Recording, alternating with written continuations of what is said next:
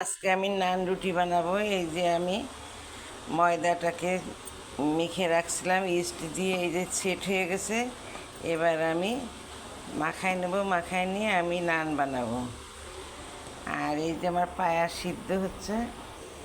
প্রথমে আমি এই যে পায়াটা পরিষ্কার করে নিয়েছি আটা দিয়ে, তারপরে সমস্ত মশলা মাখায় শাহি মেজবানি মশলা দিয়ে আমি নেহারি রান্না করছি। এই যে প্রেশার কুকারে 7-8টা সিটি উঠলে হয়ে যাবে। এই যে আমি প্রেশার কুকারে চাপাই দিছি। এই যে হয়ে গেছে আমার এই যে নান বানানো। আর এই যে মাংস আছে, এই যে সেমাই সুজি, আর এই যে আমার সেই নেহারিটা। আপনারা এইভাবে শাহি মেজবানি মশলা দিয়ে রান্না করবেন, দারুণ লাগে। আপনারা আমার সঙ্গে থাকার জন্য ধন্যবাদ। আপনাদের যদি ভালো লাগে লাইক, কমেন্ট আর শেয়ার আর সাবস্ক্রাইব করবেন। আল্লাহ হাফিজ।